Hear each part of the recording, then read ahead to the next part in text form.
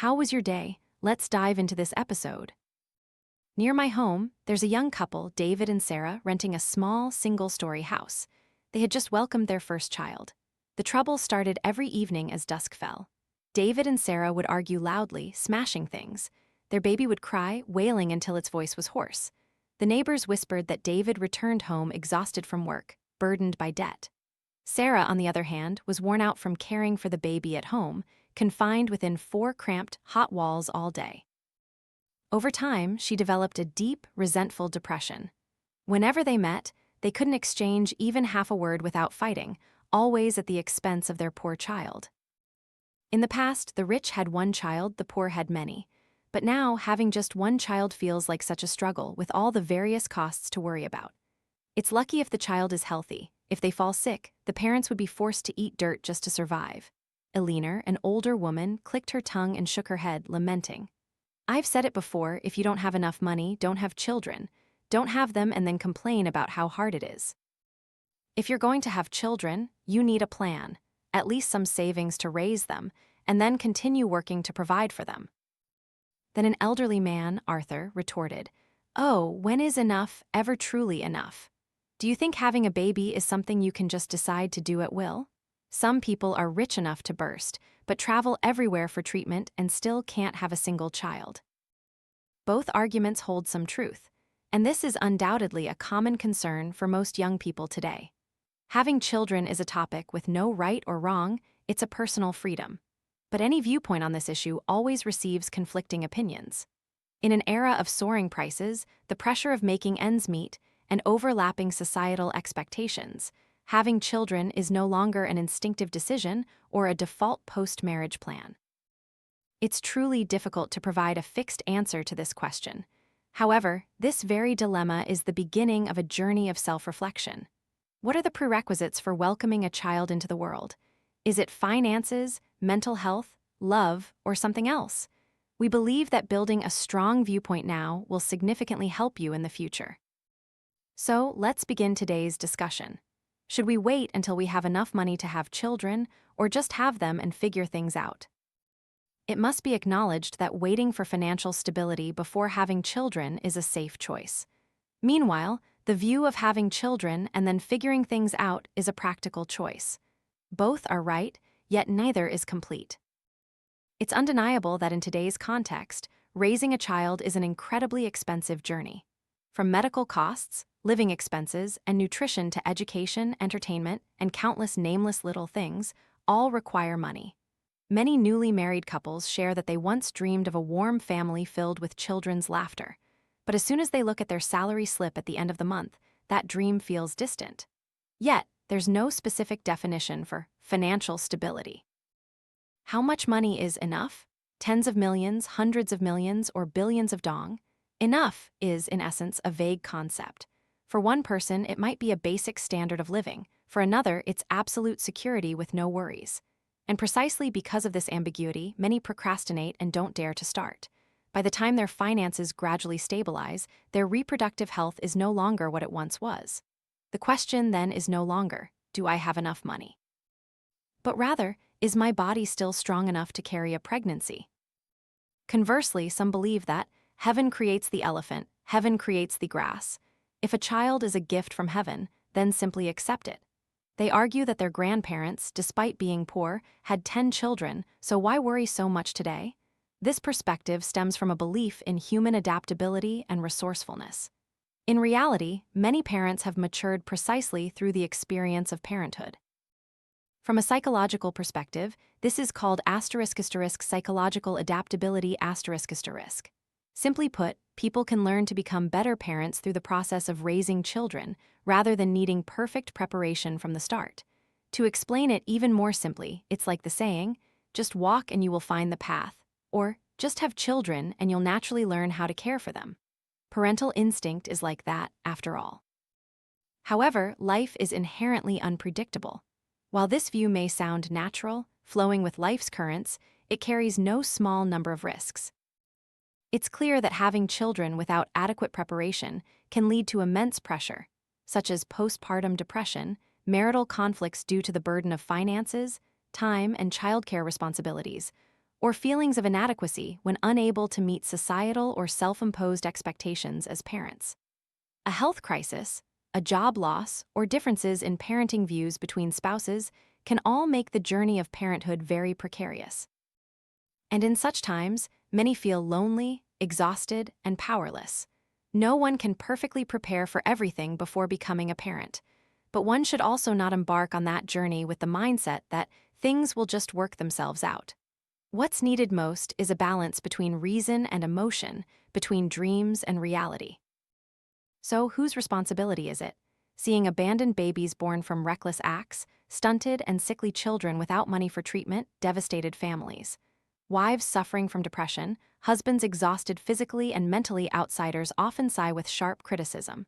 Who made them have kids? If you don't have money, don't have children. If you have them, you must raise them. Society seems to attribute responsibility to individuals or blame their living conditions. We believe it's time we adopt a broader perspective to see a larger context.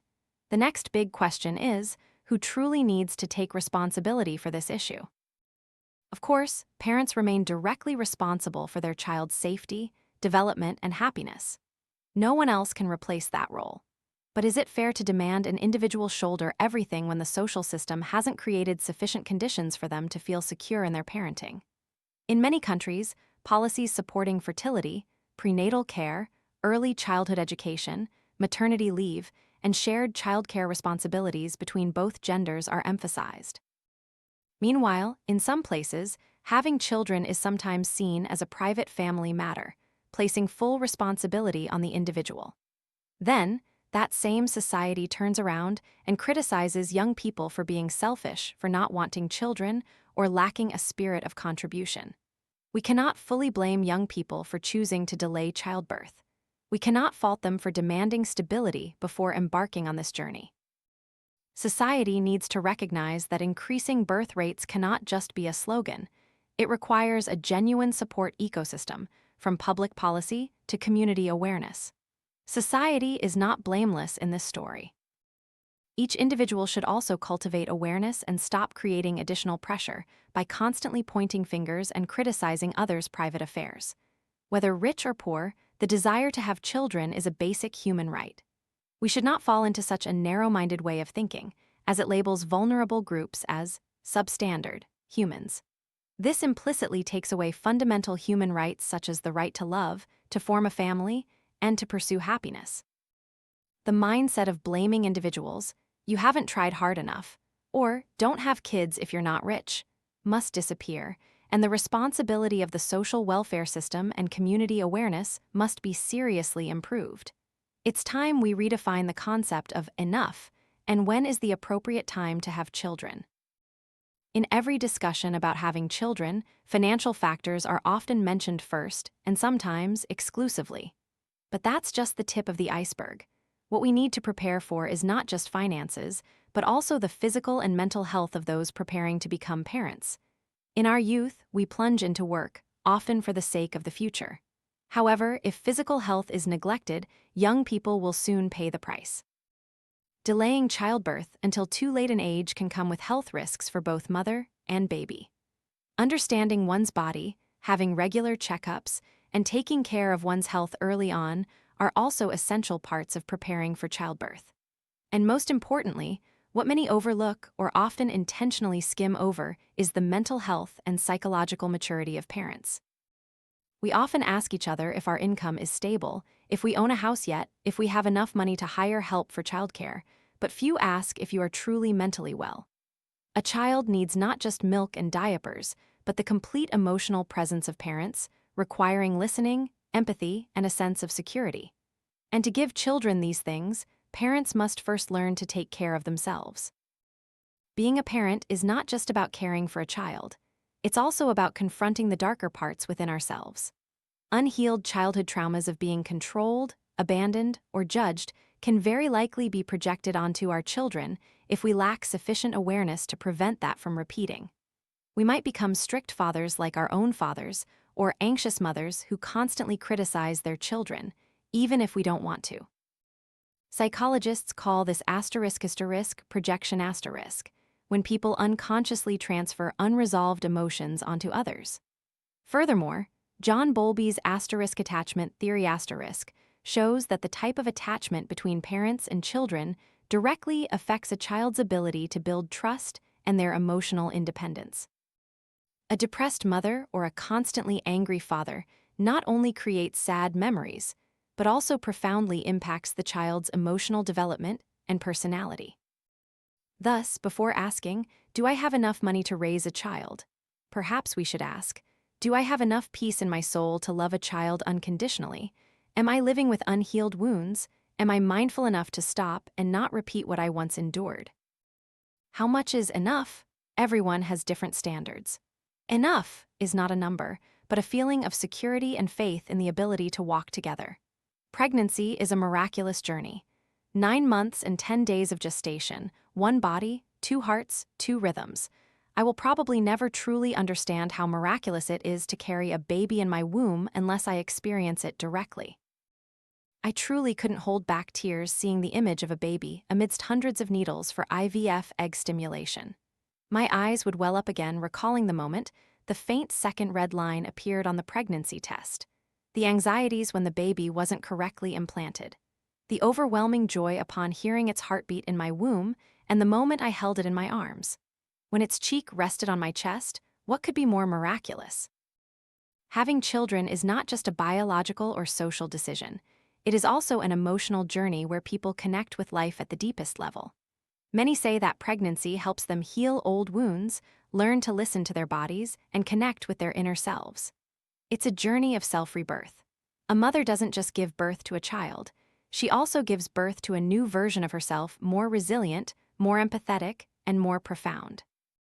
The same goes for fathers, accompanying their wives through pregnancy, experiencing changes, challenges, and emotions, is an opportunity to grow, to learn unconditional love, to learn to put others before oneself. If viewed with gratitude and presence, the months of pregnancy are not just a period of physical preparation, but also a doorway to spiritual maturity. Embrace that time. Pour your entire mind and heart into that journey. Transform it into an inspiring experience rather than just a reproductive task. So in the end, should one wait until they have enough money to have children, or just have them and figure things out? This question has no single answer. But one thing is certain. The decision to have children should be made based on mindfulness, mutual consent, and a multidimensional perspective considering finances, mental state, health, and social context. Ask yourself, are you chasing external expectations? Are you avoiding an inner fear? Are you trying to find a child to fill a void, to salvage a marriage, or are you truly ready to accompany a new soul? Have children when you are ready. Not ready for everything, but ready to love, ready to learn, ready to embrace the journey of parenthood. With all the honesty of an imperfect but always striving human being. Because a child doesn't need a perfect world to grow up in, they just need a sincere embrace, a heart that listens, and parents ready to accompany them every small step, every single day with love and presence.